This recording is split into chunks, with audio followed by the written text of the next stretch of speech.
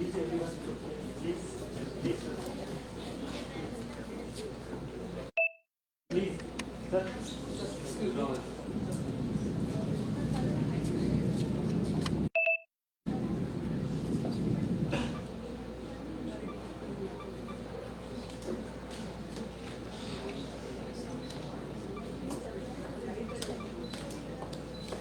Wow.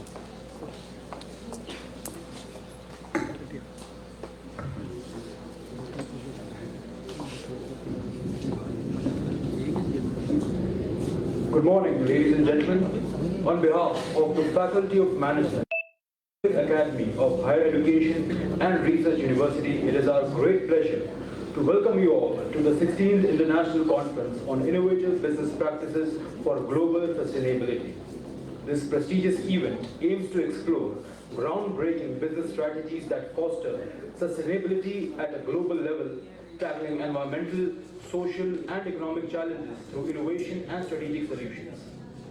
Friends, Pacific University, Udaipur, has long been a pillar of academic excellence, offering a dynamic learning environment in various disciplines, including management, hospitality, engineering, and research. The Faculty of Management has been at the forefront of fostering innovation, leadership, and industry-academia collaboration, ensuring that our students and scholars contribute significantly to the business world and society. To begin this auspicious occasion, let us invoke the blessings of Goddess Saraswati, the divine source of wisdom and knowledge, through the Saraswati Vandana and Deep Prajwalan. मैं मंच पे विराजमान सभी महानुभावों करूंगा, कृपया दीप प्रज्वलन में अग्रसर हों।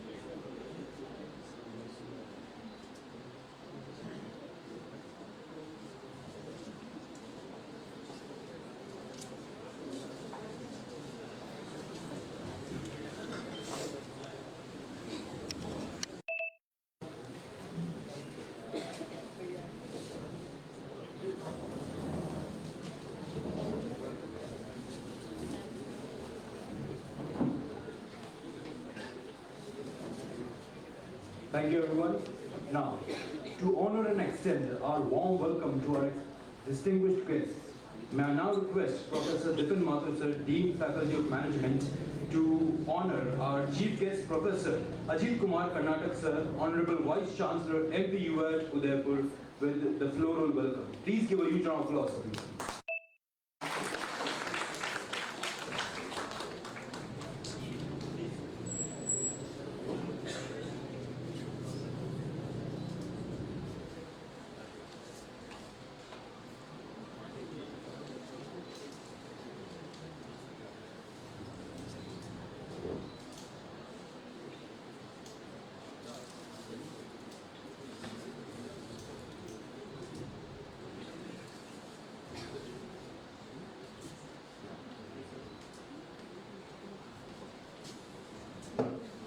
Thank you, sir.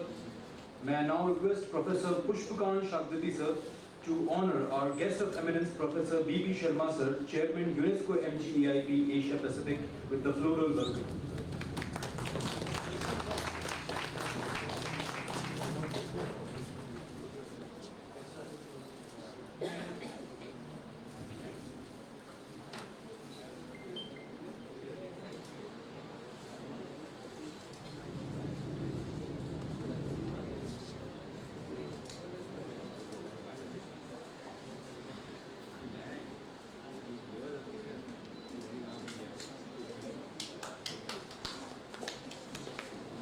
May I now request Dr. Narendra Chawla, sir, to welcome our guest of honor, Shri M.L. Lunawat, sir, President UCCI Udaipur. Please give a round of applause, everyone.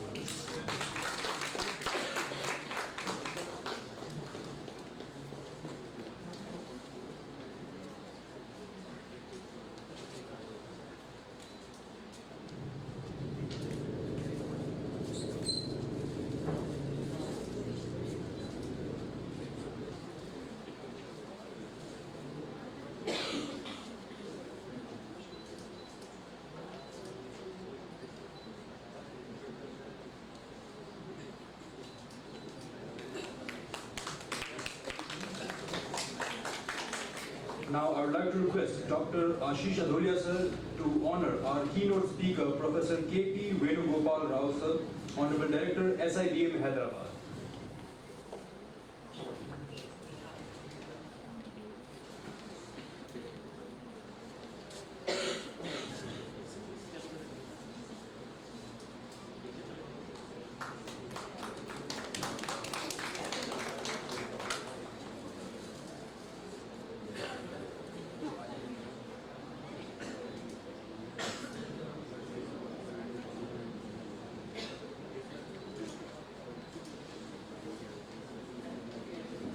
Thank you.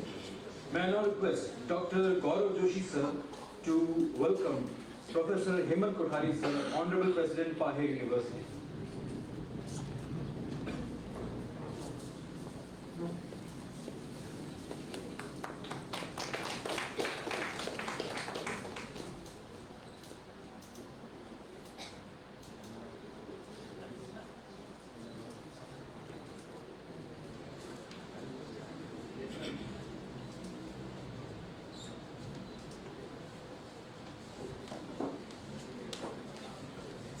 My gratitude towards our faculty members as well as the distinguished guests.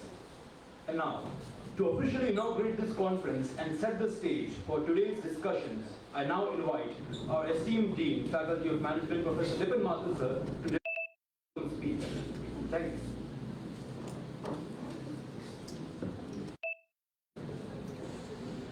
Honorable member of the dais, chief guest of the event, Professor Ajit Kumar Karnataka Sahab, Honorable Vice Chancellor MPUAT Udaipur, guest of eminence, Professor B.P. Sharma Sahab, Chairman UNESCO Asia Pacific, special guest, Professor M.L. Lunawat Sahab, President UCCI, my fellow colleague, Professor K.P. Venugopala Sahab, Director SIBM, who has joined us today as a keynote speaker, Professor Hemant Kothari, President, Pacific Academy of Higher Education and Research University, Dr. Pallavi Mehta, Organizing Secretary, Dr. Aliya Reha, Coordinator of this conference, eminent guest who has came for this conference, Dean Directors of the Constituent Colleges of Pacific University, faculty members, participants, and dear students. It gives me an immense pleasure to welcome you all to this 16th International Conference which Faculty of Management has organized. Ladies and gentlemen, it makes me filled with pride that this is the 16th International Conference which Faculty of Management is organizing, and in the legacy of 27 years, we organized 20 plus national conferences and regional conferences. So the depth with which the Faculty of Management is presenting today's conference is very deepened. If I talk about the present conference, this conference has launched in the month of October 2024. almost half a year took to make this conference rolling. The purpose of making this conference 6 months back was maximum participants should be invited to participate into this conference, and this time we have record-breaking contribution. I'm not going to share the data with you because organizing secretary is going to speak about it in her speech. So, but what I can say that the legacy of organizing conference by Faculty of Management is so good, and the reason behind that is the team which is sitting in the second row of this seminar hall and the two mentors sitting on the dais, Professor B.P. Sharma Sahab and Professor Hemant Kothari. When we started discussing about the theme of this conference, our team did the brainstorming and we reached to so many topics, and finally the team decided that the topic related to global sustainability should be taken care of. This is the burning topic, this is the most recent topic, this is the most required topic that pan-world should be taken care of. Because if sustainability would not be taken care of, the business houses would be at stake. Few practices which business houses should follow are, I'm just going to highlight on them. Some renewable sources of energy should be followed by the business houses to be sustainable, and they have to implement supply chain processes, sustainable supply chain processes, so that the customers, the stakeholders should give due course of emphasis to the business houses. They should prioritize the eco-friendly environment and eco-friendly product and design should be made so that customers should get attracted towards the business houses and more sale can be developed. They should follow the principle of circular economy and should invest in green technology. In short, sustainability issues should be taken care of effectively. I'm not going to highlight much on it because my worthy friend Professor Rao has came all the way from Hyderabad to enlighten all of us on this topic, and the luminaries sitting on the dais would also going to speak about it. But the bottom line I would like to say is that if sustainability issues were not taken care by the business houses, then their existence would be at stake. With this, I'm again thankful to Karnataka Sahab for accepting our invitation, and very graciously he accepted. I'm thankful to Lunava Sahab for coming for and joining us for this event. I'm also thankful for Sharma Sahab to be mentor, always available for us. I'm thankful to Venugopala sir who has came from Hyderabad to join us today, and I'm thankful to Professor Hemant Kothari sir also, who has been the rolling pin behind this conference. And also I'm thankful for the dignitaries who are sitting off the dais, who have joined us to make this conference workable. Your presence has truly enhanced, and your presence would motivated us to run this show effectively. And I invite all the participants to come into the healthy discussions into the different tracks of the conference, so that some conclusive remarks can come out of it, and we can publish those things for the knowledge of the entire world. So with this, I welcome you all. I hope this conference is going to be enjoyable, meaningful, and knowledgeable for all of us. Thank you very much. Jai Hind.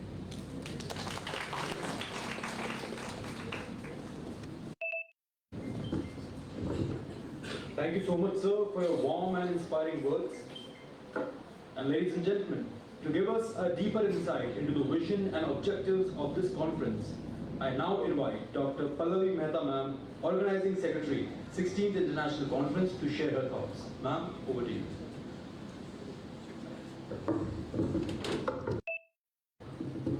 A very good morning to one and all. Esteemed members on the dais, Honorable Chief Guest, Professor Ajit Kumar Karnatak Sahab, renowned Shri M.L. Lunawat Sahab, respected Professor B.P. Sharma Sahab, Reverend Professor Venugopala Rao Sir, Honorable President Professor Hemant Kothari Sir, Dean, Faculty of Management Professor Dipin Mathur Sir, Coordinator of the conference Dr. Ali Yavareha, distinguished guests from UCCI, and other corporate houses, invited speakers, respected dean directors, officials of Pahir University, members of the organizing committee, delegates and dear students. It is with great pleasure and honor that I stand before you today at the opening ceremony of the 16th International Conference on Innovative Business Practices for Global Sustainability, organized by Faculty of Management, an education institute with more than 25 years of academic excellence. As a leading management institute, we take immense pride in hosting this prestigious event, which brings together visionaries, thought leaders, and change makers committed to shape a sustainable future. This August gathering marks a significant milestone in our collective efforts to build a more sustainable and resilient global economy. The Faculty of Management plays a vital role in shaping future leaders who are committed to make a positive change in the society, and so through experiential teaching pedagogy and such conferences and seminars, our objective is to foster innovation by highlighting cutting-edge business models, strengthen industry-academia collaboration, address key global challenges, and drive research initiatives. The thought of choosing the pertinent theme was to engulf a multidisciplinary approach and the relevance. As we all know, sustainability is no longer just an ethical consideration, but it is a strategic imperative today. The theme of the conference underscores the urgent needs to rethink traditional business models and adopt forward-thinking strategies that balance profitability with environment and social responsibility. This two-day hybrid conference is focusing such pertinent issues, and deliberations are divided into multiple technical sessions, both in physical and online mode, on the basis of various themes of business management like HR, accounting, finance, marketing, IT, data analytics, supply chain, automation, and global business practices. In all the technical sessions, we provoke discussions with academic and corporate chair, keynote speakers who will try to uncover the companies across industries, how they are leveraging technology with innovation to build sustainable business houses. From renewable energy solutions to circular economy models, from digital transformation to green finance, how businesses are embracing the new technologies and strategies to create a sustainable future. The statistics of participants shows a diverse assemblage of corporates and educators from Nepal, UAE, Dubai, Thailand, etc. and almost all major states of India, covering the major cities like Srinagar, Chandigarh, Delhi, Lucknow, Mumbai, Hyderabad, Chennai, Dehradun, Prayagraj, and so on. The total participants count is 350 plus, who will be the part of the conference in hybrid mode, and they represent almost 120 plus eminent universities of India like Jammu University, University of Mumbai, IIS, GTU, CRM, Symbiosis, St. Teresa International University, Bangkok, Tribhuvan University, Nepal, Manipal University, Integral, GIT, and so the list is long one. I couldn't share here. As we embark on this journey together, let us remember that sustainability is not just an obligation, it is an opportunity to create lasting value, foster collaboration, and build a world where we thrive in harmony with the environment and society. I encourage all of you to actively participate, share insights, and collaborate in the conference. Let's transform today's discussion into concrete actions that will drive positive change in our businesses and communities.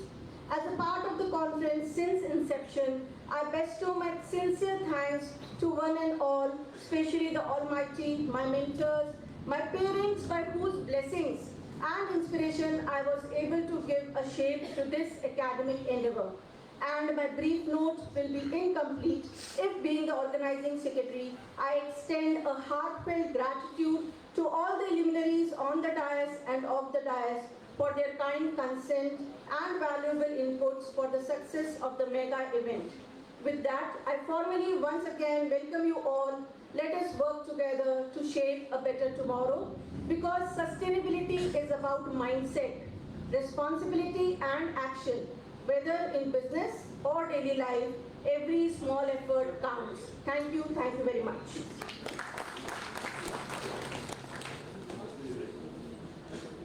Thank you, ma'am, for insight to today's event. Ladies and gentlemen, we are honored to have among us a distinguished leader whose contributions to the business and industrial sector are commendable. It is our privilege to invite Shri M.L. Lunawat, President, Udaipur Chamber of Commerce and Industry UCCI, to deliver the guest of honor address. Pioneer in soapstone and marble, Shri Lunawat ji is a highly organized MD with a history of profound success in mining, soapstone and mineral processing industry and in international business.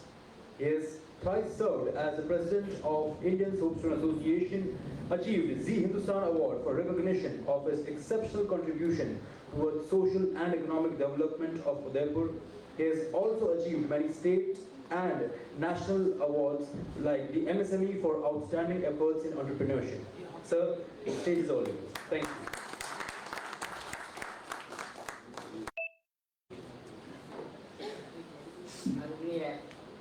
सब विराजियों सब लोगों को सादर प्रणाम।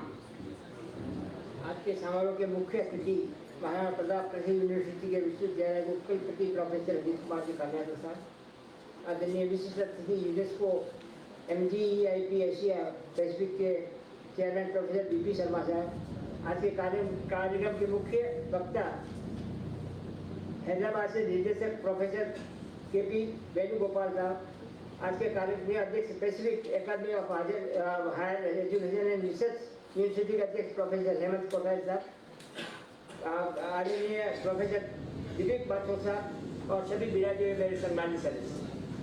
आज आपने मेरे को बहुत बड़ा एहसान किया है, मेरे को बुलाया एज एन इंडस्ट्री के लिए, आपको रिकमेंड करने के लिए बुलाया, इस प्रोग्राम में बुलाया, उसके लिए मैं बहुत आपका आभारी हूँ। आज हम ऐसे विषय पर चर्चा कर रहे हैं, इसलिए जो एकत्रित हुए हैं उसमें व्यावसायिक दुनिया में क्रांति ला सकता है, बल्कि हमारे पृथ्वी के भविष्य के भी सुरक्षित रख सकता है। Innovative business practices for global sustainability अर्थात वैश्विक स्थिरता के लिए नवाचार व्यवसायिक प्रथा।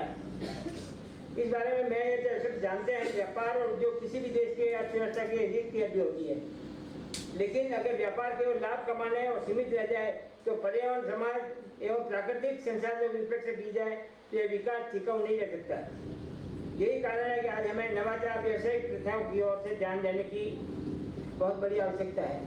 साइमल्टेनियसली इन्वायरमेंट प्रोटेक्शन के लिए, इन्वायरमेंट डेवलपमेंट के लिए सबसे हमारे जरूरी है कि टू प्रोटेक्ट द इन्वायरमेंट, लेकिन simultaneously we have to for survival of all of us, we have to develop the industry, we have to develop the mining industry also. Otherwise सिर्फ पर्यावरण लेके हम अकेले नहीं चल सकते। पर्यावरण more सबसे ज़्यादा essential है, लेकिन simultaneously it is also necessary for the development of the country.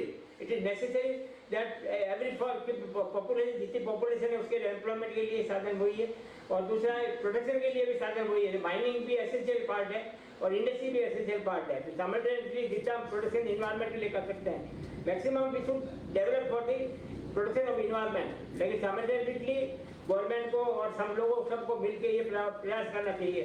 तो मिनरल एक ऐसी चीज़ है, कहीं जहाँ पर लगा हुआ है, जहाँ पर है उससे तो आगे कहीं हिल नहीं सकता, जो वहाँ पर है वहीं पर रहने वाला है।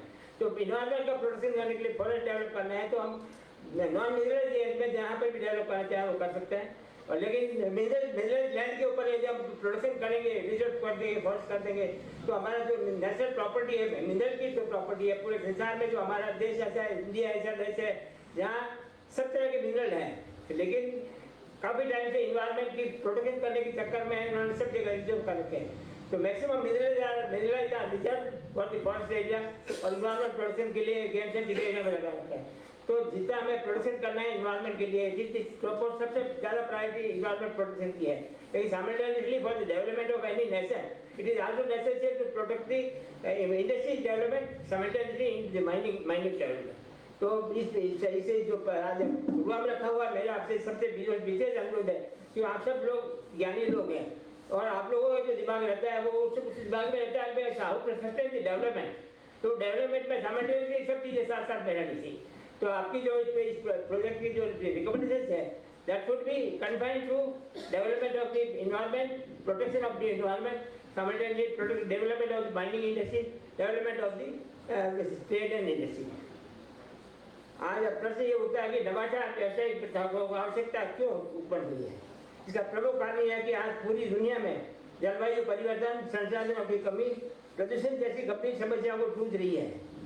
पारंपरिक व्यवसायिक मॉडल केवल अल्पकालिक लाभ पर केंद्रित होते हैं, लेकिन अब समय आ गया है कि हमसे अपने व्यापार को दीर्घकालिक दृष्टिकोण में समझते हैं। लॉन्ग टर्म प्लानिंग हमारे को, हम जो भी डेवलपमेंट करना चाहते हैं, इंडस्ट्री डेवलपमेंट हो, चाहे बिजनेस डेवलपमेंट हो, चाहे फॉरेस्ट प्रोटेक्शन हो, उसको लॉन्ग टर्म की पॉलिसी अपने को बनानी पड़ेगी। ग्रीन टेक्नोलॉजी का उपयोग उद्योगों को ऐसे उत्पादों और सेवाओं को निर्माण करना चाहिए जो पर्यावरण को कम से कम हानि पहुंचाए। सौर ऊर्जा, पवन ऊर्जा, जैविक ईंधन का उपयोग इसमें सहायक हो सकता है। अर्थव्यवस्था सर्कुलर इकोनॉमी यहाँ उदाहरण पुनर्केशन, रिसाइकलिंग और पुनः उपयोग पर जोर देती है, जिससे कचरे का कम किया जा सकता है, संसाधनों को अधिकतम उपयोग किया जा सकता है। सामाजिक कॉर्पोरेट सोशल रेस्पॉन्सिबिलिटी CSR कंपनियों को केवल मुनाफे पर ध्यान देने के बजाय समाज में सकारात्मक योगदान देना चाहिए, जिससे शिक्षा, स्वास्थ्य और पर्यावरण संरक्षण में निवेश मिले। डिजिटल परिवर्तन, डिजिटल तकनीक जैसे कि आर्टिफिशियल इंटेलिजेंस की और बिग डाटा का उपयोग करके व्यापार को अधिक कुशल और पारदर्शी बनाया जा सकता है। नवीकरण ऊर्जा, रिन्यूएबल एनर्जी का उपयोग कंपनियों को कार्बन उत्सर्जन कम करने के और टिकाऊ ऊर्जा क्षेत्रों को अपनाने की दिशा में कार्य करना चाहिए। स्थायी आपूर्ति कला, सस्टेनेबल सप्लाई चेन कंपनियों को ऐसे आपत्तियों के साथ काम करना चाहिए कि पर्यावरण के अनुकूल प्रक्रिया का पालन करते हैं। रिमोट वर्किंग और डिजिटल कोरोना महामारी के बाद यह कंपनियां वर्क फ्रॉम होम को बढ़ावा दे रही है। इससे ऊर्जा को बचत होती है और प्रदूषण कम होता है। उपरोक्त तथ्यों में यह निष्कर्ष प्राप्त होता है कि आज के प्रतिस्पर्धा युग में केवल वही कंपनियां और व्यवसाय सफल होंगे जो नवाचार को अपनाएंगे और स्थिरता को प्राथमिकता देंगे। लाभ के पश्चात नवाचार, नैतिकता, यही सब व्यापार की नई परिभाषा होनी चाहिए। हमें एक ऐसा व्यवहारिक मॉडल अपनाने की कोशिश है जो न केवल मुनाफा कमाए बल्कि पर्यावरण और समाज के प्रति अपनी जिम्मेदारियों को भी निभाए। आइए हम अक्सर अपने स्तर पर नवाचार और स्थिरता की बढ़ावा दें और एक बेहतर आर्थिक और समृद्ध भविष्य का निर्माण करें और भारत वर्ल्ड में सबसे ऊपर रहे, पर्यावरण की दृष्टि से भी ऊपर रहे और मिनरल प्रोडक्शन में, दूसरे प्रोडक्शन में और हर जन की सेवा करने में से आगे रहें। ये मेरी आशा है। आज की कार्यक्रम की सफलता के लिए आप सबका मैं बुलाया उसके लिए हार्दिक धन्यवाद।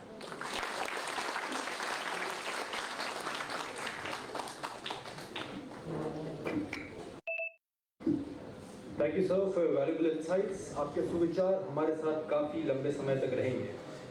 Ladies and gentlemen, we are privileged to hear from a distinguished expert in education and global policy.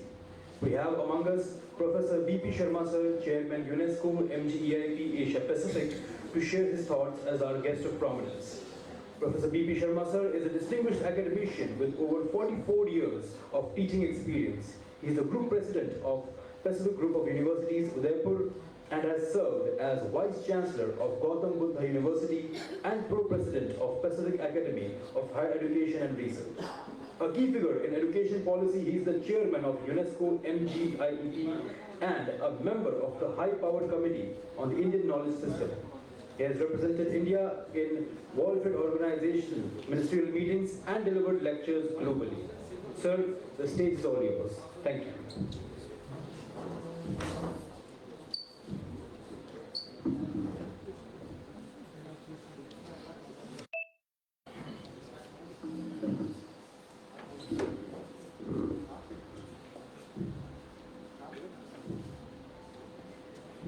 chief guest of today's inaugural function, respected Ajit Kumarji Karnataka,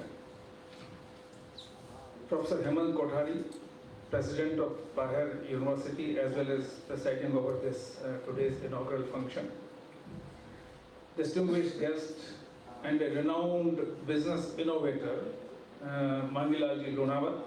There are many innovations to his credit, so he is the most appropriate guest today. Professor Venugopalji, who has traveled all the way from Hyderabad to this place for this event. Professor Dipin Mathur, Professor Pallavi, Dr. Ali Yavar, all the deans, directors, our special guest Nidhi Fuleta Madam, and delegates and their students. Indeed, a question arises whether with all these innovations, shall we able to sustain our lifestyles, our living, global development, and all these things. Last year, that is in 2024, 5,700 companies have laid off their staff because they had to downsize their operations because of automation, innovation, and all these things. In this 2025, up till now, 870 countries have laid off various categories of staff, even chief technology officer or various software developers and workmen and executives and technocrats and so.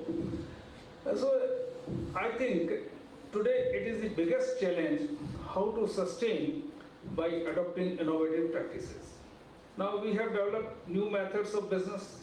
Now we are having multiple chain shops, large sabji mandis. We are having Amazon type delivery platforms. Only 15 days back, the Wholesalers Association of India has said that in last 4 months, 2 lakh retail accounts have eliminated. 2 lakh retailers ने अपनी दुकानें बंद कर दी, इसलिए wholesalers के पास orders नहीं जा रहे. So, how shall we be able to sustain? This is a very big challenge, and particularly in a country like India. And therefore, we have to adopt change with some policy regulations also.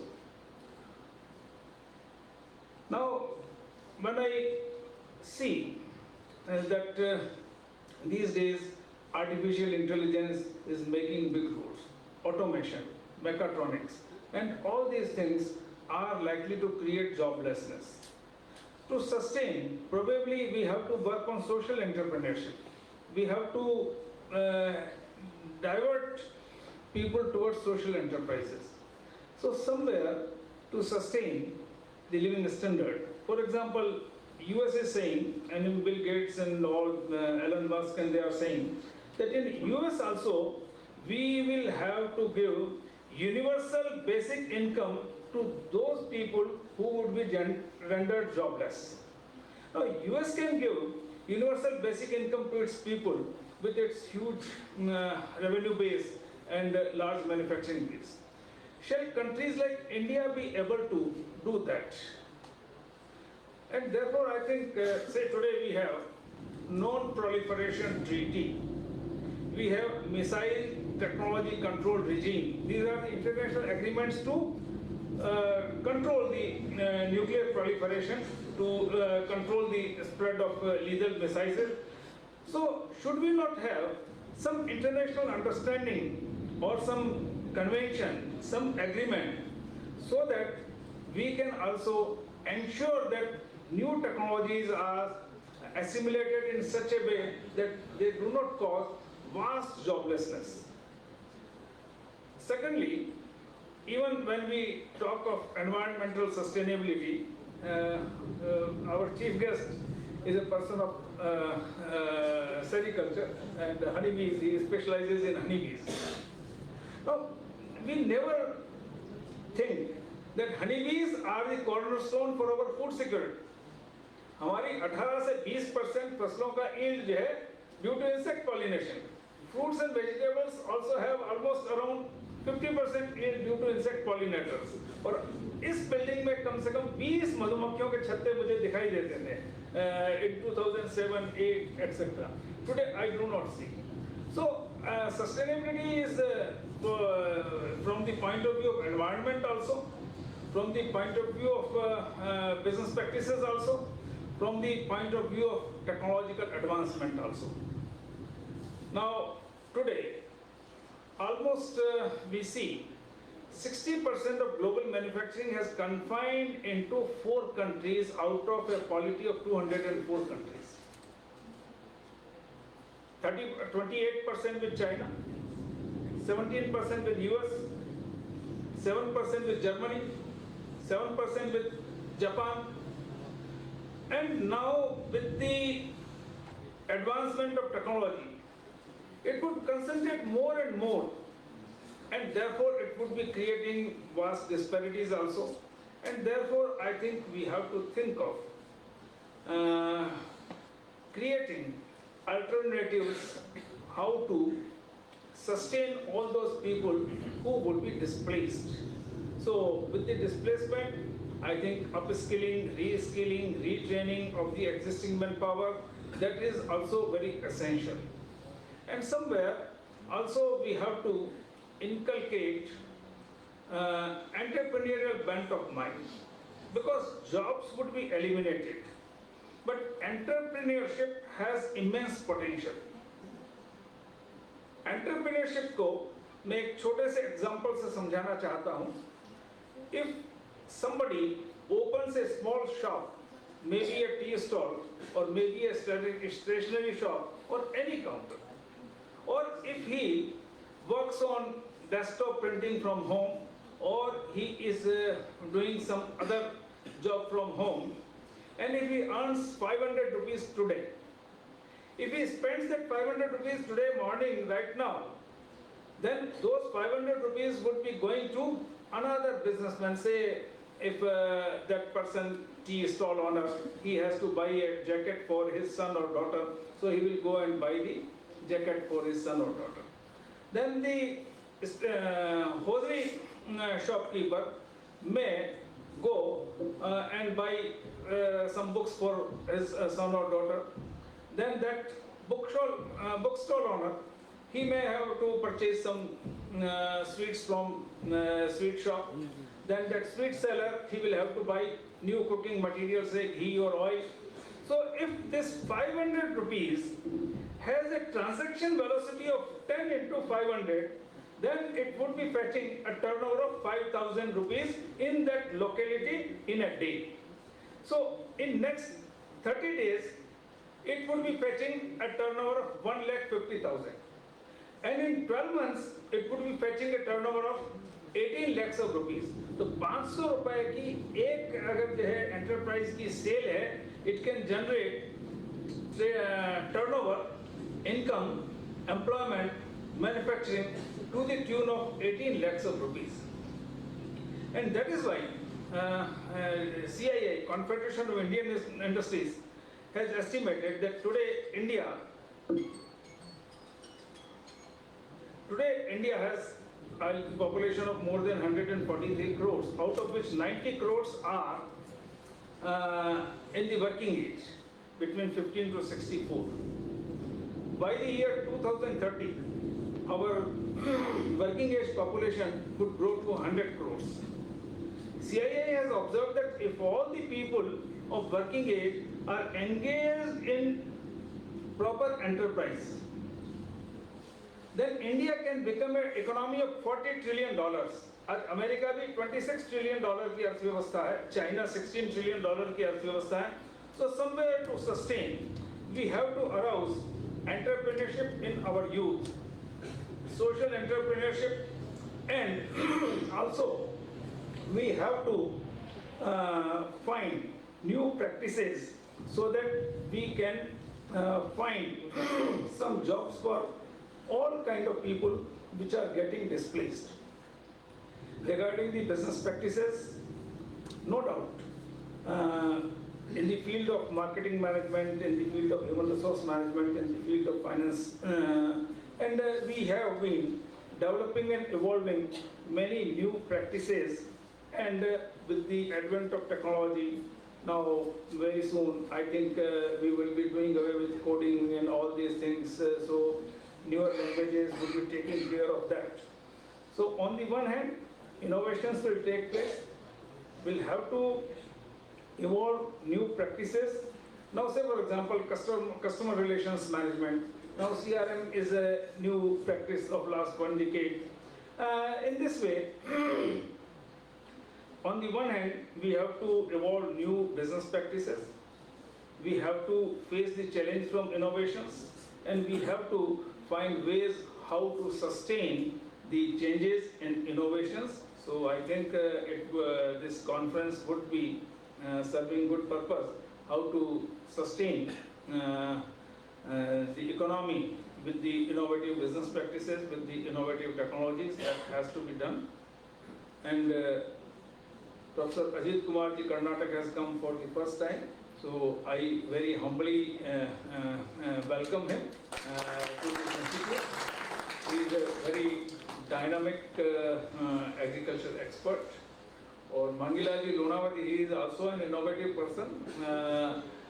Udaipur से हम quartz China जाता था सब जगह से, उन्होंने quartz की marble type artificial surface बनाना शुरू कर दिया जो चाइना में होता था. So otherwise we find him to be very humble, simple person, but he is an innovative person. So he is most appropriate guest of honor today. And towards the end, since Lonawas Saab has also come after a long gap, and Venugopal ji has also, Pahar Group has started in 1995. We started our first BCom and first MBA batch of 35 in 1997. And from that time onwards, now we have grown with 3 universities, Pahar University, Pacific Medical University and Sai Tirupati University. In the group, we are having 2 medical colleges, 35 other colleges including dental, pharmacy, management, law and others. And now 3rd medical college is also coming up. We are seeing the building is under construction. And even now it is hybrid conference. I think in 2012 or 13, we have conducted an international conference with 21 concurrent sessions for all the 3 days. And simultaneously in this campus, 21 chairpersons, 21 keynote speakers, and 21 conveners of the session, and such mega conferences have also been organized. Now this is technology has changed, so there are people having more wider representation from across the globe, and they are presenting their papers online. So I welcome all of them also, and towards the end, I convey my best compliments to the organizers and to the guests who are sitting on the dais. Thank you.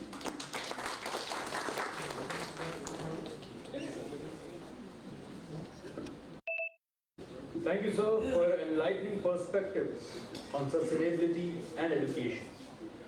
Ladies and gentlemen, now we have the great honor of hearing from our chief guest, Professor Ajit Kumar Karnataka, Honorable Vice Chancellor, Maharana Pratap University of Agriculture and Technology, Udaipur. He also holds the additional charge as Vice Chancellor of Jai Narayan Vyas University, Jodhpur since February 2025. With over 40 years of experience in teaching, research and administration, he has made significant contributions in entomology, apiculture and insect pest management. A PhD from G.V. Pant University, he has served in key leadership roles, including Vice Chancellor of Veer Chandra Singh Gadwali, Uttarakhand University of Horticulture and Forestry, and Doon University as well. His extensive research with over 109 publications and 5 books has advanced in beekeeping, crop protection and soil biota management, directly benefiting the agricultural sector. He received Amit Prabhu Manishi Award 2023 and ASM Udyan Ratna Award 2022 by late Amit Singh Memorial Foundation in New Delhi for his outstanding contributions in research and human resource development in agriculture. He received the Best Vice Chancellor of the Year 2021 award by Chief Minister of Uttarakhand. He is the recipient of a Lifetime Achievement Award by Society for Community Mobilization for Sustainable Development, New Delhi, on March 2024. Dr. Karnatak has played a pivotal role in academic collaborations, infrastructure development, and policy initiatives. His visionary leadership continues to drive innovation and sustainability in agriculture. It is an honor to welcome him as our esteemed chief guest today. Sir, we are eager to hear your insights on innovation and sustainability. Over to you.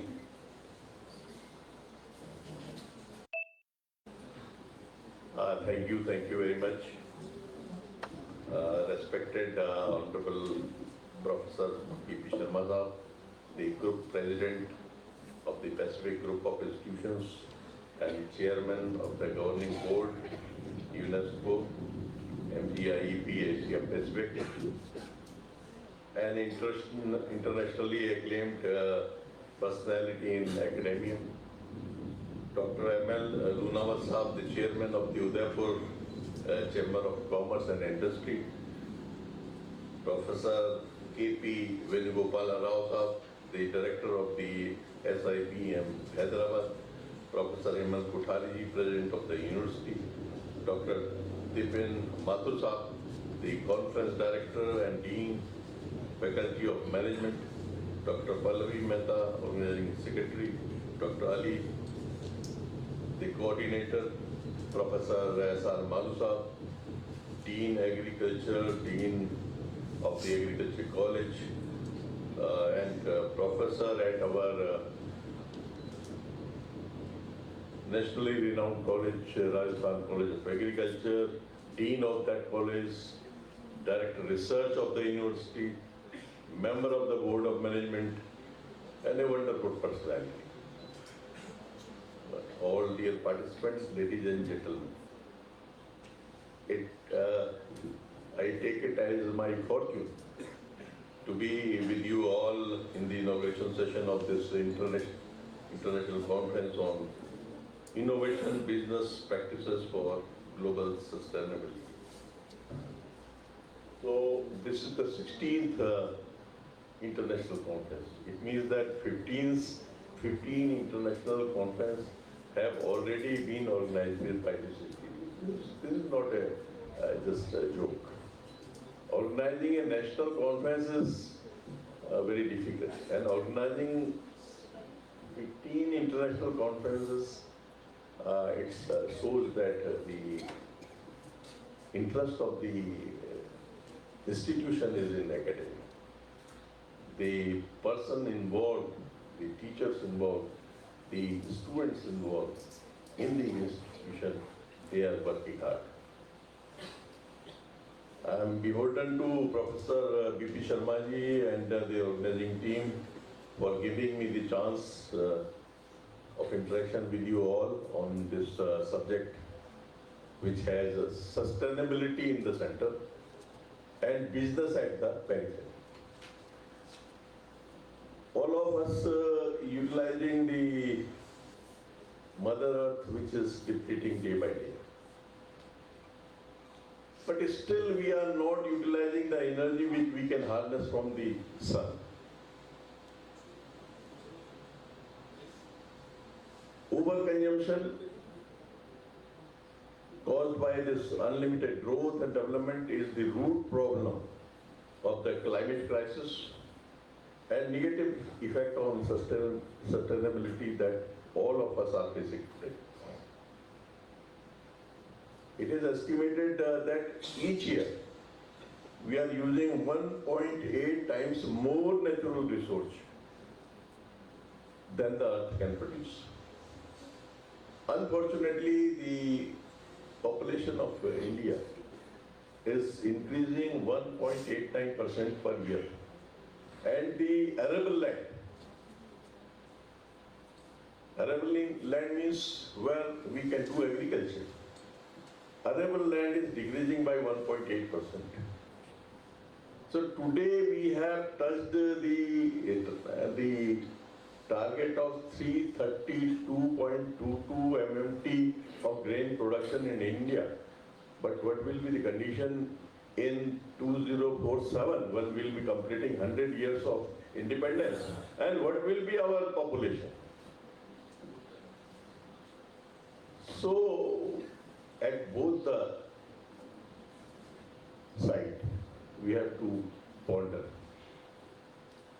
On one side, we have to increase the production, we have to increase the industry, we have to increase the agriculture sector. But on the second side, we have to be very cautious about the population also.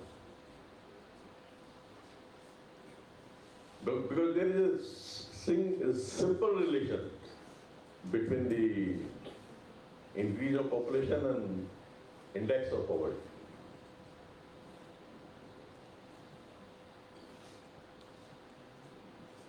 And another thing is what we are returning to the Mother Earth. This is also important. Are we doing something for the reclamation of the soil? Are we using the crop residues to make biochar, to increase the efficiency of the carbon content of the soil? If you are not doing so, then the carbon content, which was previously around 2% and which has now reached to 0.2%, will be slowly will be diminished from the soil, and that will be very alarming situation. Gentlemen, our forefathers, they used to do so. And that's why our generation is enjoying this earth and enjoying the wealth of the natural resources. But most unfortunately, the present generation is careless in doing so, and moreover, they have a lot of work to do, and they are not thinking that what we are leaving for our next generation. Our current linear consumption model, which we are following, is make, take, use and dispose. There is nothing like word replenish. There is no word like doing something for the Mother Nature, Mother Earth. And the pace of consumption is really accelerating, and a model that is fast but unstable for the planet. See, sustainability is the ability, which I think is, sustainability is the ability to maintain or support a process over time. And it is often broken into three core concepts. One is economic, another is environmental, and third is social. These days we are only emphasizing on one concept, that is the economic side. We have reached to a level where we are exporting food grains. We are number one in milk production in the world.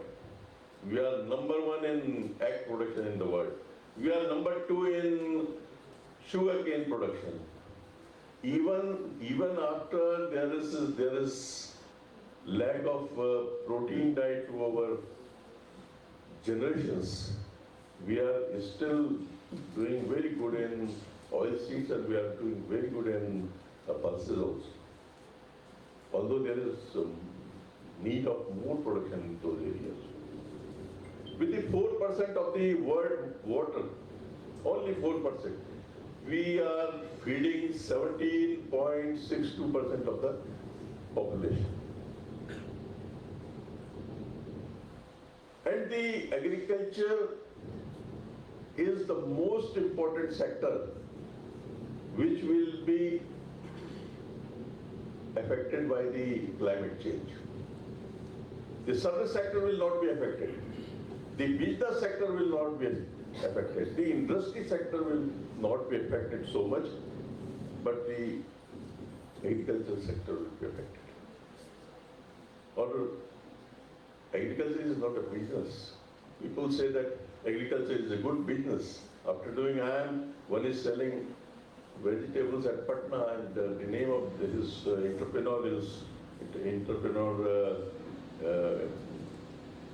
his company is Satyavala, getting 3 crores of rupees per year. But mind you, this is not a business. ये व्यवसाय नहीं है कृषि. कृषि एक जीवन पद्धति हम भारतीयों की. और ये कृषि तब से शुरू हुई थी when we started as the food traders. Then we changed ourselves to food hunters. Then we changed ourselves to food growers. And the agriculture is not very old practice. It is only 10,000 years old practice. In India, it started in Rajasthan around 8,000 years ago.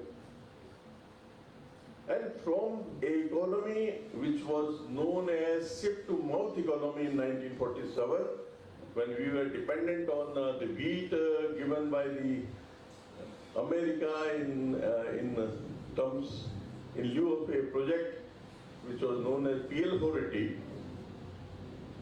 now we are exporting the grains. But the time has not changed. The climate is changing fast. So climate resilient varieties has to be developed. The work on those crops which are automatically climate resilient, and those crops are present in Rajasthan, and those millet crops are very, very popular. And one of our dean and director who is sitting here, he has discovered poor varieties. So we have to emphasize on that. Although we consider this service sector as tertiary sector, and agriculture and manufacturing sector as the main sector, first and second. Or you can say first to the manufacturing sector and second to the agriculture sector. But as the agriculture scientist, I keep agriculture at the top. Anyway, but this service sector contribute about 55% of the total size of economy. So service sector is also important. आप ठीक से काम कर रहे हैं या नहीं कर रहे हैं? आपको काम करने में इंटरेस्ट आ रहा है या नहीं आ रहा है? या आप सिर्फ रोटी के लिए काम कर रहे हैं? आप सिर्फ अपने परिवार का भरण पोषण करने के लिए काम कर रहे हैं? या आपको आनंद भी आ रहा है उसमें? ये महत्वपूर्ण. You have to inculcate the feeling of enjoyment while doing your work. कहते हैं ना, एक शौक को आज में सफर रखिए और बेखबर बनकर सबकी खबर रखिए. So if you are doing what you like, then you will be the most successful person. Most successful.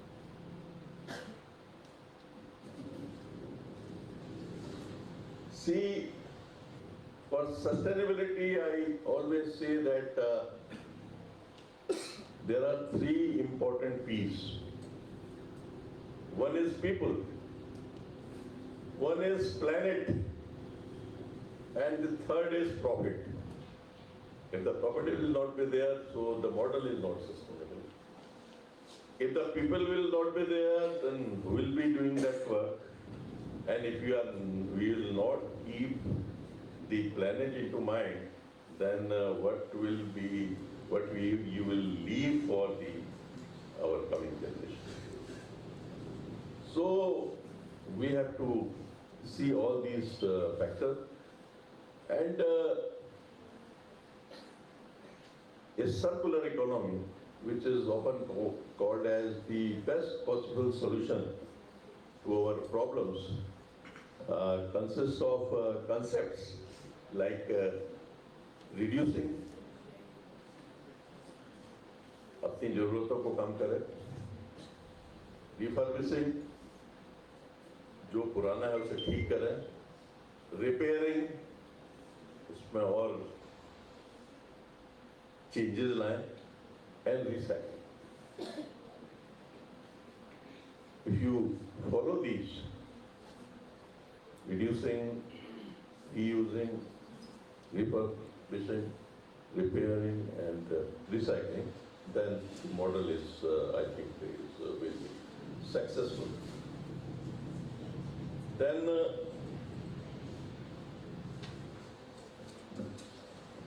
sustainability also means saving money. Without saving money, you will not be sustained. अब 500 रुपए कमा रहे हैं, 600 रुपए खर्चा कर रहे हैं, तो वो बिजनेसमैन कहाँ से सस्टेन करेगा? Why the Marwadis are so successful businessmen? 100 कमाए, 10 खर्च करें, 90 बचाएं, ये इनकी पॉलिसी है. और Marwari, and they are not only good businessmen in India, they are good businessmen internationally. And sustainability also means, I think, nurturing more ethical reputation, and of course making an active contribution to this planet. When we talk of sustainability and when we talk of management, we already talk of 3-4 important points. One is sustainable packaging and biodegradable materials. One, we also talk of reduce the use of paper. Because if you will be using more paper than which we are using nowadays, everything we are writing, and we are not following the instructions of the government of India to have an e-office, because our habit is to write everything on the paper. So this will be detrimental to the nature, because we are making the paper by cutting the trees. And trees, you know, are the source of oxygen which we need for living. खाना ना मिले कोई बात नहीं, पानी ना मिले तो 2-3 दिन जिंदा रह सकते हैं, हवा ना मिले तो 2-3 मिनट के बाद ही आपको समस्या खड़ी हो जाएगी. Then renewable energy, इस पर हम लोग ध्यान नहीं दिए बिल्कुल. And fortunately in our university we have a whole department of this, and we have made several machines which use this agriculture waste and change it to biochar. Then biochar pellets and biochar flakes and so many preparations we have made. And we have patented those machines. And in around 2 years and 3 months, we got 44 patents. And the total number of patents is 55, and this is the highest number in the agriculture industry, which are 73 plus 6. 73 agriculture industries and 6 fisheries and veterinary industries. The number is touching 79.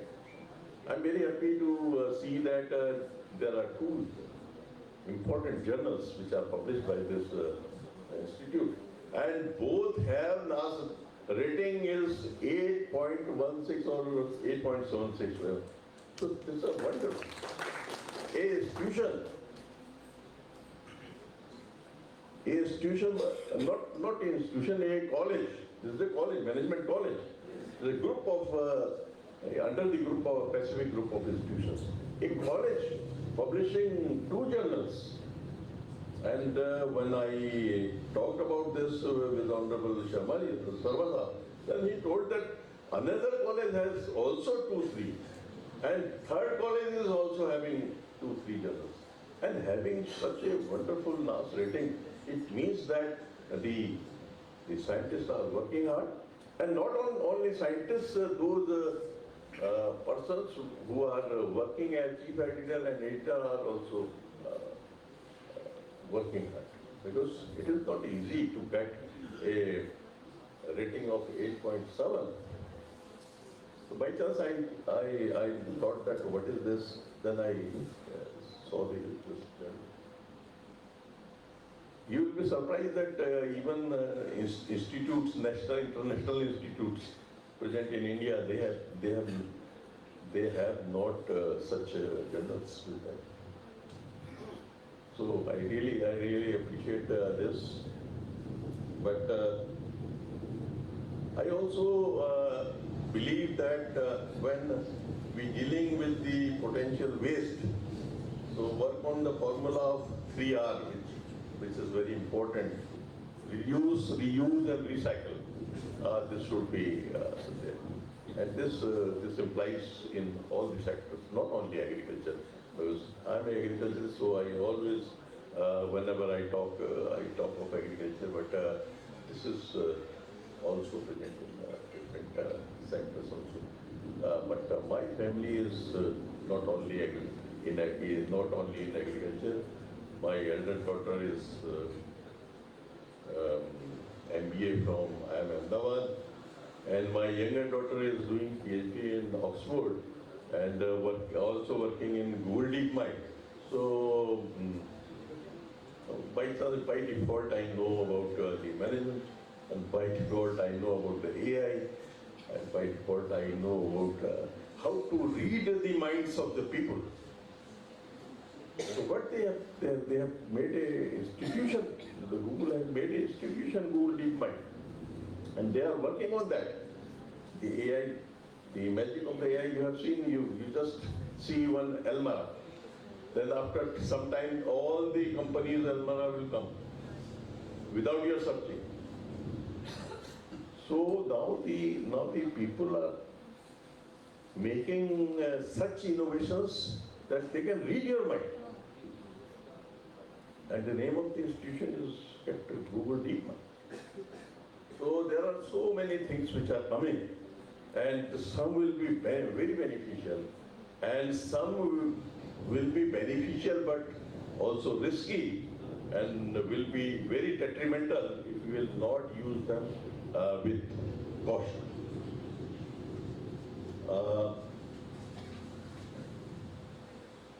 Usually, it's my habit to speak for a long time, but what happens that either I preside or I was invited as chief guest, so I usually keep myself in between the munch and lunch. So you may be having the feeling that the chief guest has spoken a lot, but this is really an opportunity for me, and this is really a chance for me to get something from you yourself. Then see, at the last I can say that the sustainability demands fresh ideas, out of box ideas. With the ideas we have already with us, this sustainability will not work. And we also want this cutting edge technologies to be used. I hope that during this conference you all will ponder on these issues which can help us to make a guideline for making our processes sustainable. And the organizers, they have very aptly designed the key themes and the sub-themes which I saw in the booklet, and that is the knowledge sharing, and then they have also included the network opportunities, then insight of best practices within a specific field. Now the best practices, good practices has come to agriculture also. And the conferences, seminar are there on good practices in agriculture. And professional development, they have also added and then potential collaborators that are productive in the environment where you can learn, you can connect, and advance through presentations and discussions. For the participants, this is not only a academic work. This is also a chance to connect with other people working in the same group, working in the same department. So organizing national conferences, international conferences not only gives us the idea what is going on in different countries or different areas, but also we can connect with those people, and these connections are very, very important. These connections can do wonder. And these connections are very, very important for the society also and for the Mother Earth also. And whenever you get some problem, you can connect with the people who can help you, who can guide you, or who can suggest you, and you can also suggest if you know anything. So I look forward for outcome of these discussions, and I hope that the policy makers will keep a whistle on these, and you will send them so that they can be used in making policy decisions at the national and international level.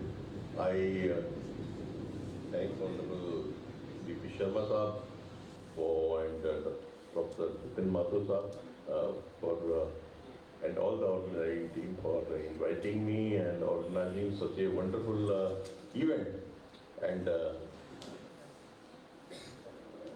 get me a chance to connect with all of you. Thank you very much.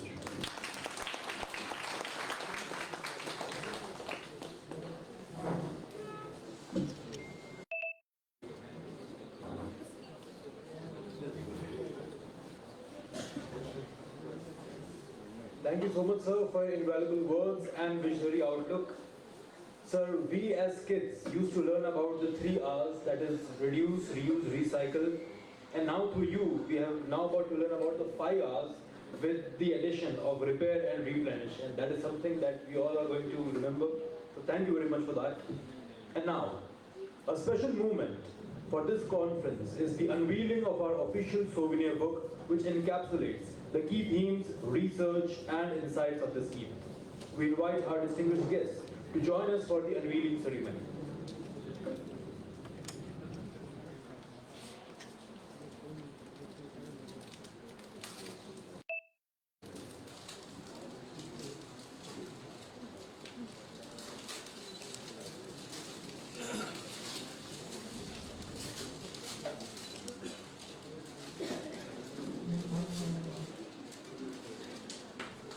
Yes, sir.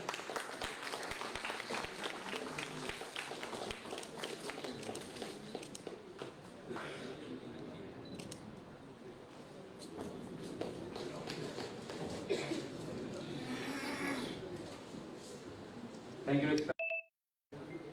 Friends, this publication will serve as a valuable reference for academicians, researchers, and business professionals working towards sustainable innovation.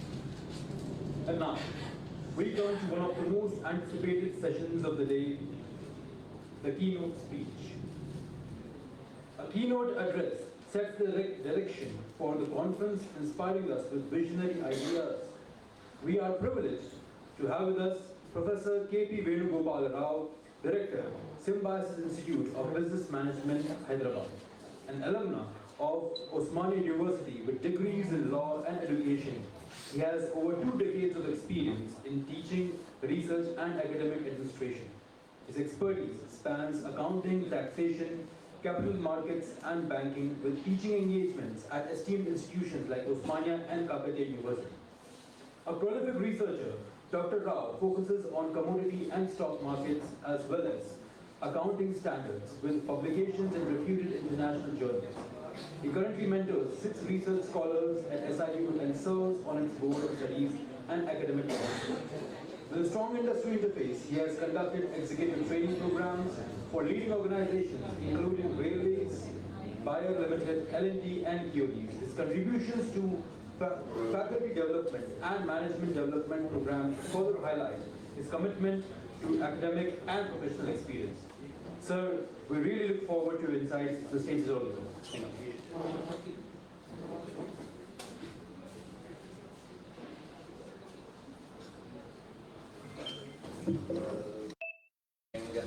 It was Yashu, and in fact, I must tell you that it's an impressive comparing. Well, having said that, I am quite thankful. I'm thankful to the organization for having me here. My special mention to B.B. Sharma sir, thank you sir, and also Dugan Mathur sir. Also, I also thank Pallavi madam. I also thank Lunavat sir who was here and he left for his activity, urgent activity. And I also thank Professor Ajit Kumar Karnatak sir to be here on the day when we all will be discussing about the sustainability businesses and all. I also am thankful and also appreciate the presence of all the deans, directors and the luminaries in this field. A special mention to the students, I see that quite inquisitive about knowing what's going on in this world of business. So let me start this way. Yesterday when I was here, Professor Deepan, thank you for having me here. Yesterday one day before he said that, okay, you come down here and have a look at the city. Hospitable and hospitality at the peak from this organization, thank you. And then I got an opportunity to visit City Fort, Mewarka, Shan, and I got to learn many things. Sometime back when my teacher was talking to me about history in my school, I would always wonder, yeah, what does history really have to do with the career that I may be taking? When I was in the school, I thought that, yeah, I'll become a pilot. Sometimes I would say I would become an engineer. Sometimes I would say to my parents that I would become a doctor. Not knowing what I'll be doing, I always was wondering what history will help me. In fact, today I realize that how much important it is to actually know about history. When I go to the city palace, I've been there. Now, because the theme is all about innovative business practices for global sustainability, as a man from business and a man who teaches business in the schools, I always said that profits are something that we speak of. But then, is it only profits? As Karnatak sir said, that it's not just profits. It's the planet first. Look after your people, then comes the profit. The triple P's have been there for generations. We have been talking about this for generations. And there is a good amount of work that has gone into it. But having come to a place where we have achieved what we want, I think there's a long way. And that's the reason why we need to keep this momentum going on about talking about business innovations and also sustainability in business practices. So I was reading Yuval Noah and he spoke about, it's about sapiens, and he spoke about how we actually, this is something about anthropology. I said that, okay, let's also bring in that anthropology here.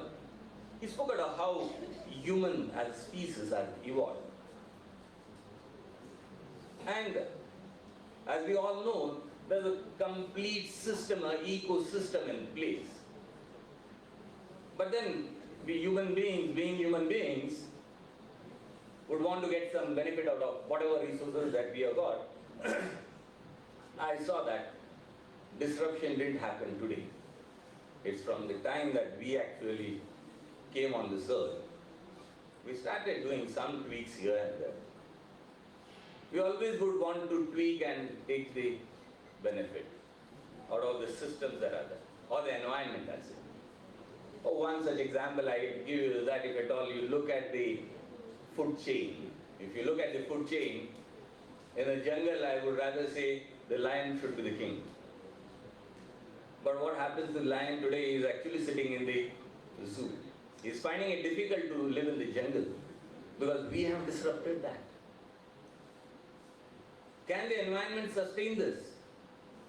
These are certain questions which Karnataka ji also has said that, are you taking care of the planet? And because this is one of those topics. So the disruption hasn't happened today. It's just not happened in the last decade. It's been happening from the day that we were born, or we are on this earth, and we have been actually taking things into our country. तो यही आता है मेवाड़ राज्य के बारे में. I was talking about, the boatman took me in this Pichola lake. You know what he all told me about the entire, at least to the extent about the lake? He was so impressed with the dynasty, saying that the kings here ensure that water does not go waste. There are 7 lakes here, and they are all connected, with not even a single year where the water actually disrupts our life over here, barring 1 year when the gates were not opened at a particular time. So we are talking about disruption, but at the same time there are people like this dynasty who have already thought of what's there for the next generation. And as business leaders here, sitting in this room, as the teachers and all of us, there's a lot on our shoulders to see that this Mother Earth is taken, protected properly, the resources are used properly, effectively, and we hand over these things to our next generation. यही है, sir भी आज बता रहे थे कि Karnataka sir भी बता रहे थे आज, मतलब बहुत सारी चीज जो मैं सुना हूँ उसी चीज को आज यहाँ पे बता रहा हूँ. He said that wherever he goes as a VC, 3 years of VC's position, but what happens is that when he goes into a new campus, he always has fruits from those campuses.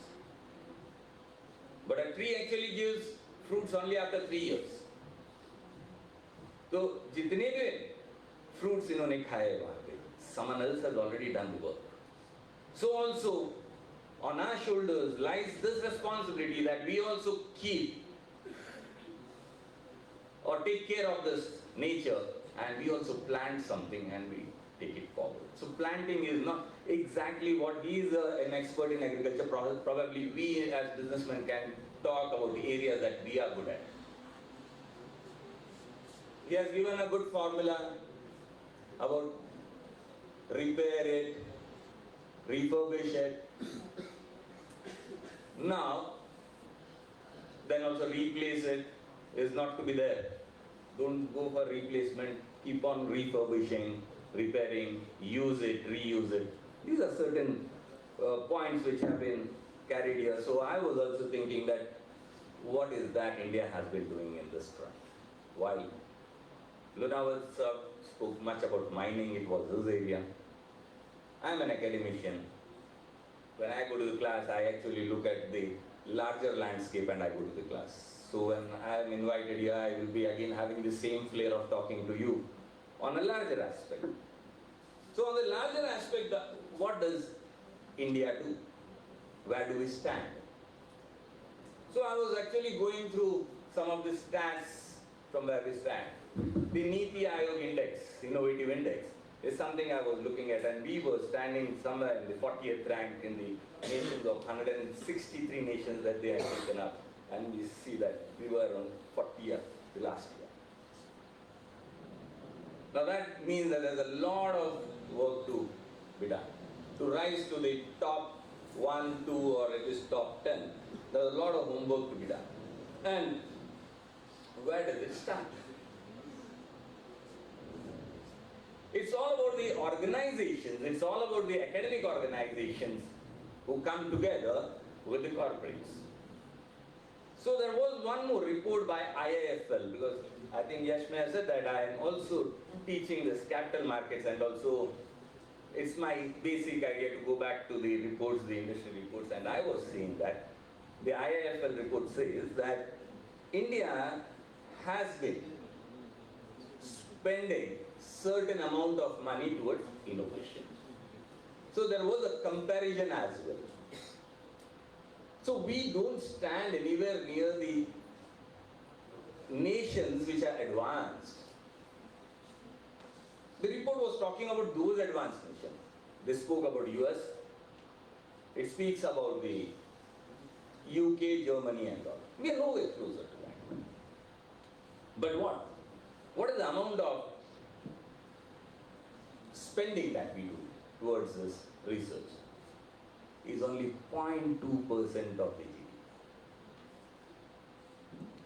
While other nations do it to the extent of 3%, 3 to 4%. Now that is where we need to pay attention towards. There was a mention that the jobs will be lost. Or maybe, I will not use the word lost, maybe there will be a reshuffle. There's a churn that's happening. I look at it that way. So where is the answer? The answer is innovation. I was also, further I wanted to look, okay, if we are only spending 0.2% in the area of innovation, then what is the corporates doing? In fact, the academicians have been doing a fairly better job than the corporates, in fact. And the industry experts themselves say that now we have to move to more than 1%. The same report says that the corporates and the industry will have to invest and pump in money to the extent of at least 1% so that we get answers to all this anxiety related to the employment and churn in the jobs. We need to work on that. Having said this, what is the situation? Why is that we have come this way? It's because this was the policy when the government said during that is post-independence and all. We said that we will start with the government organizations, they put in more of research, and that's why you will find that research institutions in the government sectors are there and we universities were not doing too much of that. That's basically the policy. But today the government says, the present government says that it's not just the forte of those institutions, but every academic institution should start working, and that's where we come from. Every university, even you look at Bahir also, is investing a great amount of money in research. So what are those parameters that we need to look at? Maybe look at, because I am heavily inclined towards the report that I went through. The parameters that have been suggested in the reports are the number of PhDs as the proportion of the employees that are there, just not related to academicians, it should also be related in the industry, because pharma, IT, we need innovation, we don't need only people who work on that. So number of PhDs in the payrolls, the patents per revenue, that is dollar revenue, the research papers per employee. So these are a few parameters or metrics that have been suggested. After having suggested that, they also made a comparison. We see that there's a lot of innovation happening in the area of automobile. I can understand why is it happening, possibly that's the EV sector and all, and I was also looking at the patents also, the number of patents, this is something surprising. I find that number of patents in automobile sector is higher than the medicine. I was thinking to get a number more patents in medicine, but no, automobile. So that's a fair idea. If at all I am a business leader or I am going to look at some businesses, maybe I'll start concentrating towards this industry. That is one. And we also are pioneers in two areas. One is information technology, where we get $199 billion US dollars as our revenue.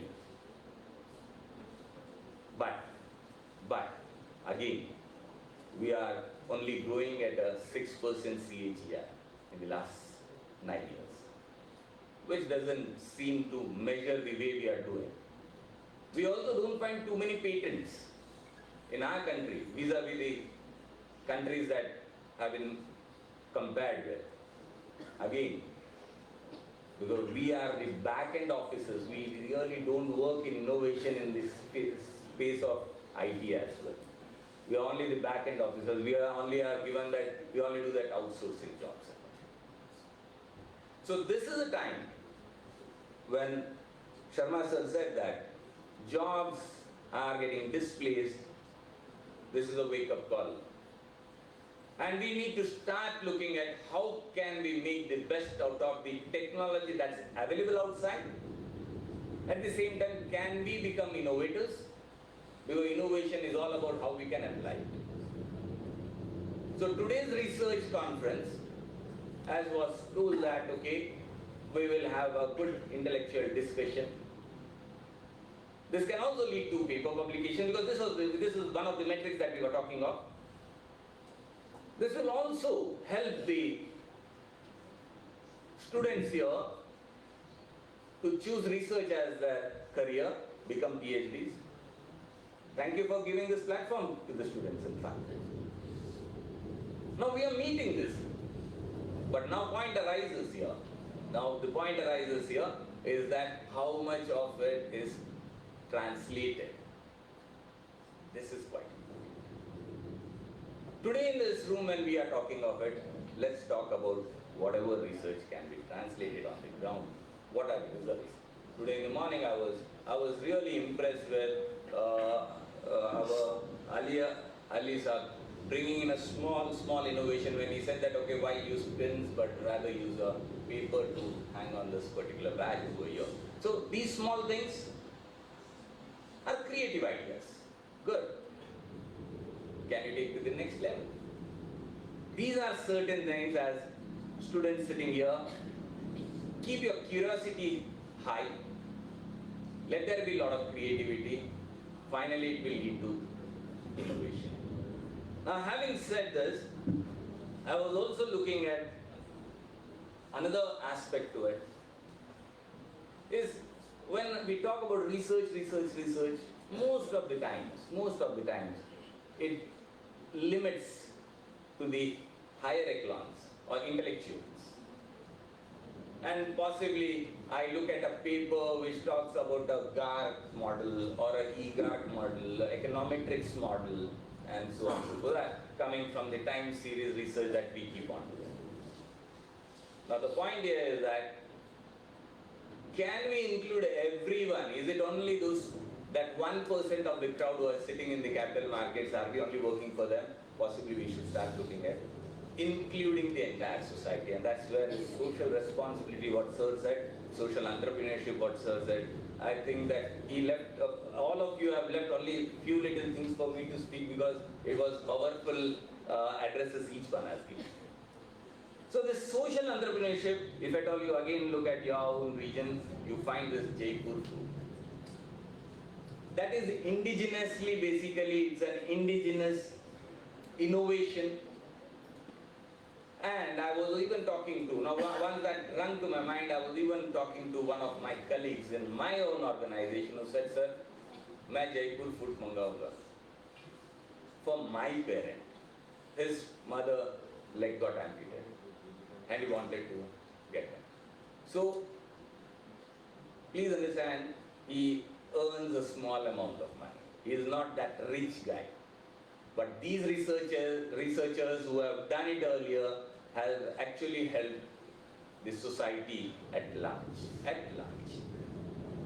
So our every idea of innovation, every idea of research, or every idea of a business practice should move down the line to the bottommost of the pyramid. And I was reading this man's book, Salman Khan, who is this man who is the founder of Khan Academy. Salman Khan बोलते ही अपने को अपना दबंग याद आता होगा, but मैं भी जैसे सलमान खान का बुक देखा, यार नेम was सलमान खान, मैं बोला यार how come actor is going to write this book? Then finally I also realized that boss, he is a very great innovator. The Khan Academy actually close to 2008 and 9, or rather I would say, to be on a safer side, 2013-14 they started their operations very strongly. That was the time when YouTube came in. That was the time when the audio video things came in. And we as academicians were talking about use of ICT. Every time we would actually fill in the forms and all for the NAC, NBA and all the other stuff, we would always see a column calling that, okay, do you have ICT tools? We would say yes. Do we have a slide, a slide presenter and all? Yes. Now this man was thinking beyond it. YouTube, मेरे लिए तो YouTube वही था, किशोर कुमार के गाने सुनना. बहुत सारे लोगों का वही था शायद. पता नहीं, यहाँ पे थोड़ा सा सन्नाटा है. I'm not going in the wrong direction, but that's how it was. Khan Academy says was entertainment will be one side of it. Let me use this powerful tool, YouTube, to reach out to millions of people who need education. You know, a small idea. Now where is it? This man is a man from, I was reading, he is a man from Bangladesh and coming from a very elite family, but he had a troubled childhood, and then he realized that what a middle class life is, because he didn't have a very great life in his childhood. And when he brought in this idea, he understood that what does a middle class student undergo? How difficult it is for him. I am not stretching the time, right? Please keep an eye on it. He actually said that because he has to reach to couple of millions of people, he opened up this Khan Academy. And where did this idea come from? The idea came from only his cousin who wanted some tuitions.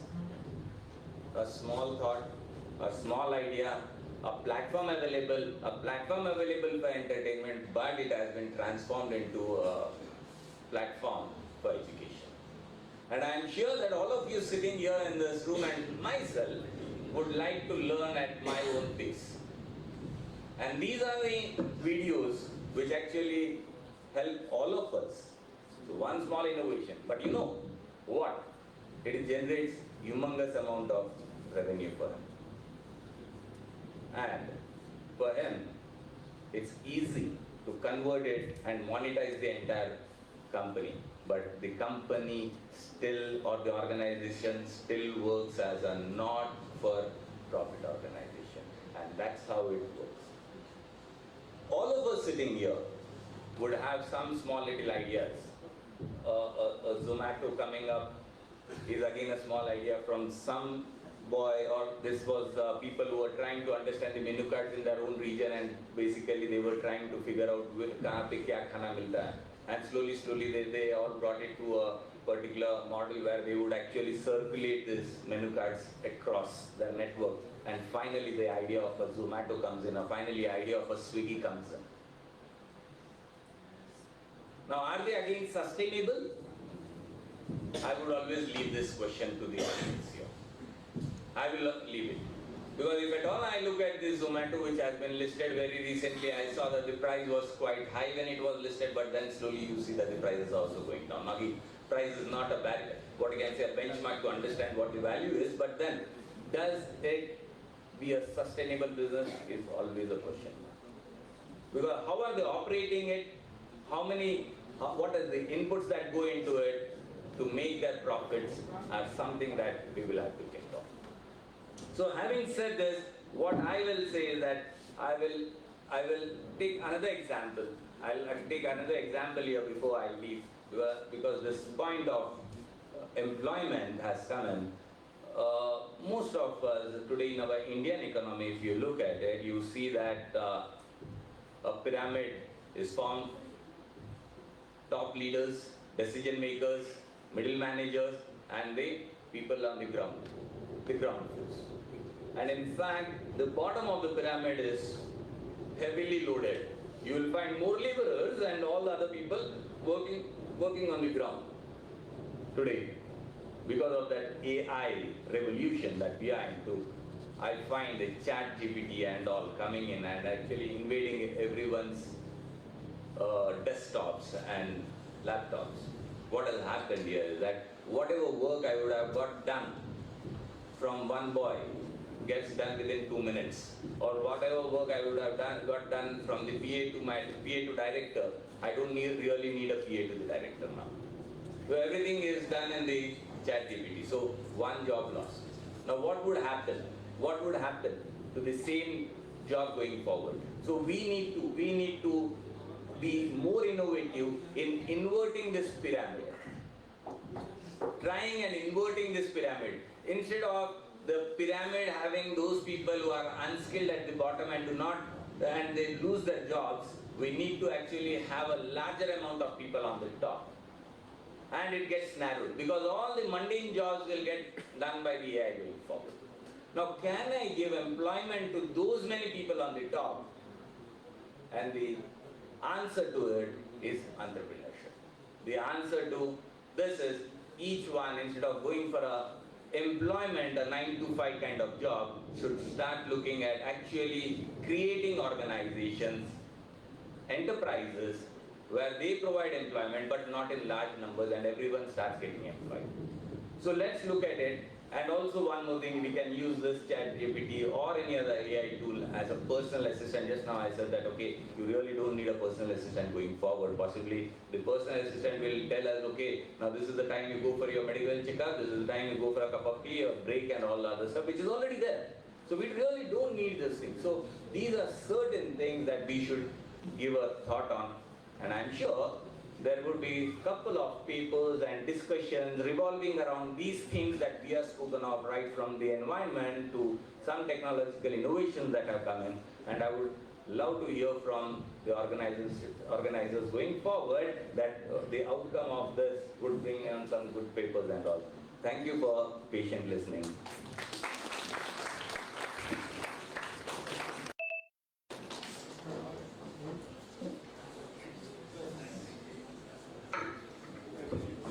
Thank you, sir, for your thought-provoking and inspiring address.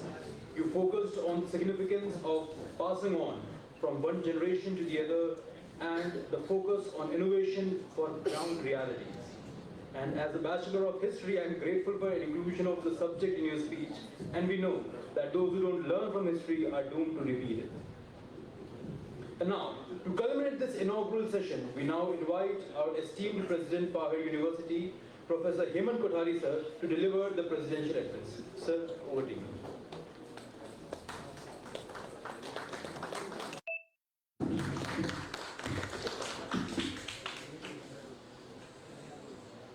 Respected and honorable chief guest of today's inaugural ceremony, Professor Ajit Kumar ji, Vice Chancellor, MUAD, our mentor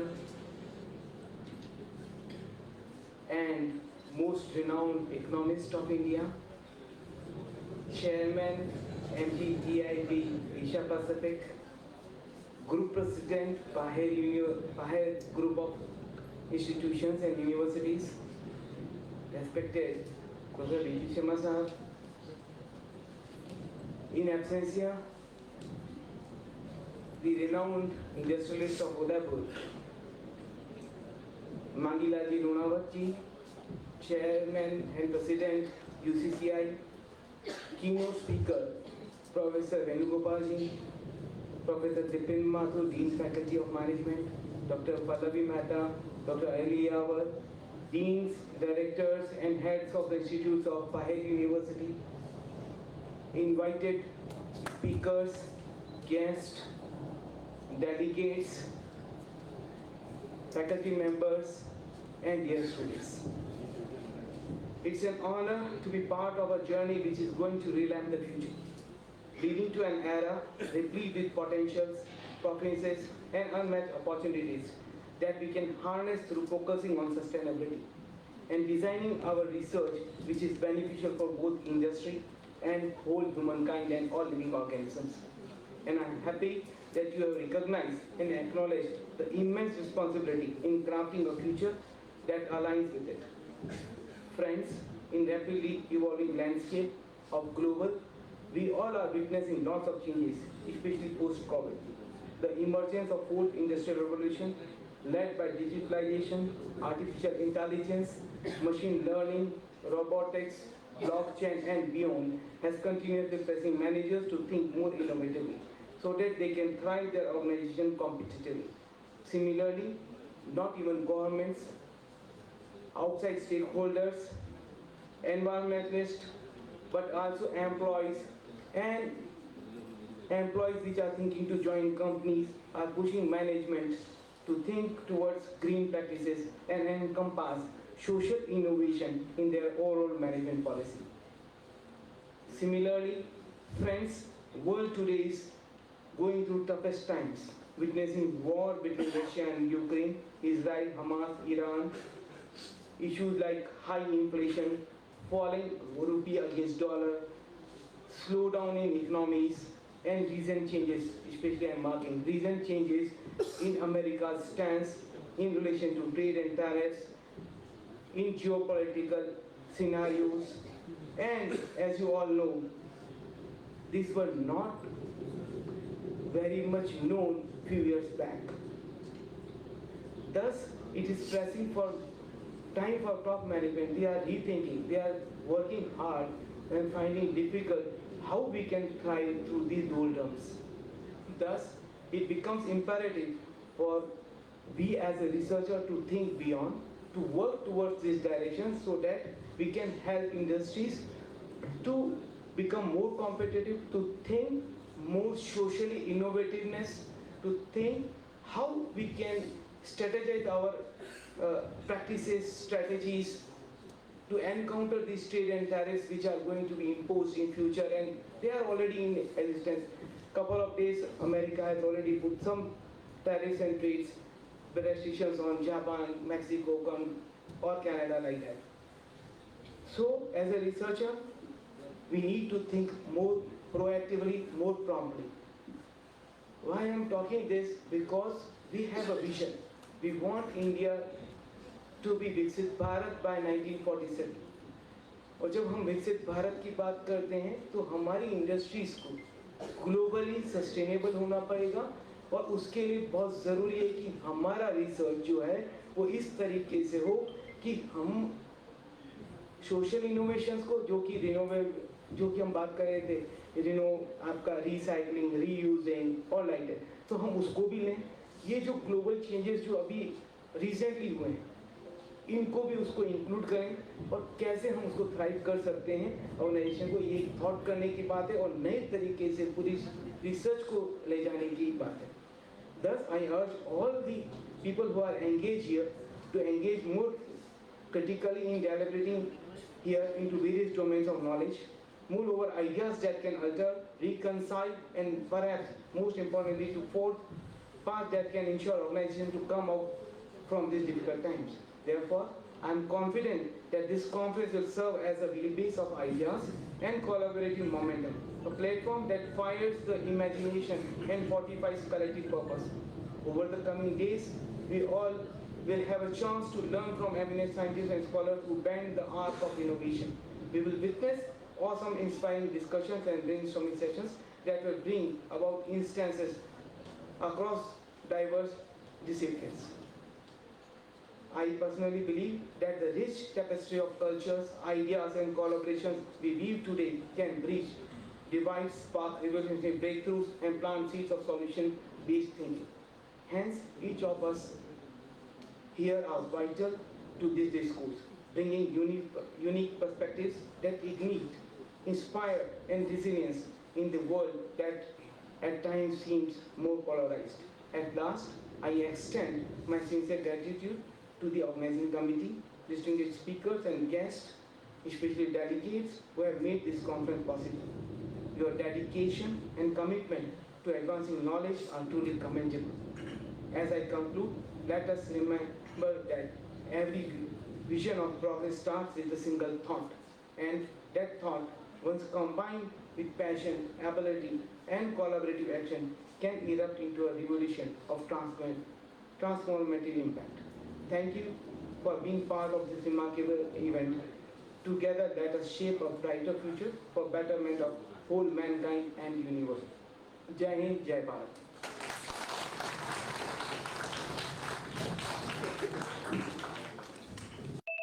So much, sir, for your vision and leadership.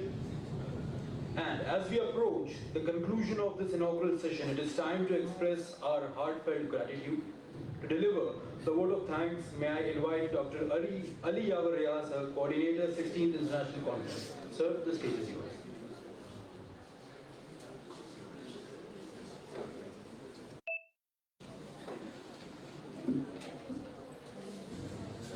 Good afternoon, one and all. No event is complete without acknowledging the efforts of those who made it possible. I, Dr. Aliyah, the coordinator of this prestigious 16th, extend my heartfelt gratitude to everyone who contributed on making this event a successful one. First and the foremost, I bow my ingratitude to the Almighty God, whose blessings and guidance have made this exertion possible and meaningful. I must begin by expressing my deepest gratitude to the backbone of our university, our esteemed founder of the university, Shri Rahulji Agarwal Sahab, and the visionary leader, Shri Sharadji Kothari Sir, CEO of the Pacific Group of University. Their unwavering support and guidance, though often behind the curtain, have been driving force on every area. Their leadership continues to inspire and strengthen our journey beyond excellence. Our chief guest, Professor Ajit Kumar Karnatak Sahab, Honorable Vice Chancellor, MPUAT Udaipur, a very special sincere thanks to you, sir, for gracing this occasion and sharing invaluable insights. I would also like to extend my deep appreciation in absentia definitely to our guest of honor, Shri M.L. Lunawat Sahab, President UCCI Udaipur, for his willingness to be a part of this event. We truly appreciate the time and effort he took to join us, as adding immense value to this conference with his support and encouragement. Our heartfelt thanks to our guest of eminence, Professor P.P. Sharma Sahab, Chairman, UNESCO MGIP Asia Pacific. Sir is not just an esteemed guest, he has a valued member of our intellectual family, whose knowledge and support means the world to us. Thank you so much, sir, for enlightening us with your wisdom and global perspective on sustainability and innovations. I also extend my deepest respect and heartfelt gratitude to our keynote speaker, Professor K.P. Venugopal Rao sir, SIBM Director, SIBM Hyderabad, who traveled from afar solely to be with us today. His gracious presence and invaluable insights have not only enriched at the gathering, but also set the foundation for meaningful discussions that will last long. I sincerely thank Professor Hemant Kothari Sir, President, Bahai University, for your unwavering support and gracious leadership. We are fortunate to have him as a leader where not only we envision progress, but also works alongside to us to achieve every point. Your humility and dedication to the growth and well-being of our university community have been truly inspiring. You have always been a pillar of strength to us. I also take this opportunity to extend my sincere thanks to our Dean, Dr. Dipin Mathur sir, for his constant encouragement and leadership, and also to the organizing secretary, Dr. Pallavi Mehta ma'am, for her unwavering dedication and meticulous planning in making this conference a success.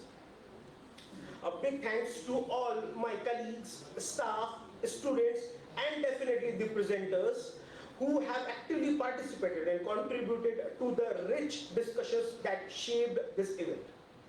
Your hard work and enthusiasms are truly commendable. Lastly, I thank each and every one of you in the audience for your active engagement and support. Your presence has made this conference more meaningful and definitely impactful. Once again, my deepest gratitude to all, wishing you all of success in your future endeavor. Thank you very much.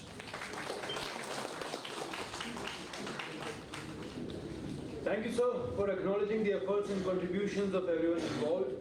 May I now request everyone to please stand in honor of the national anthem.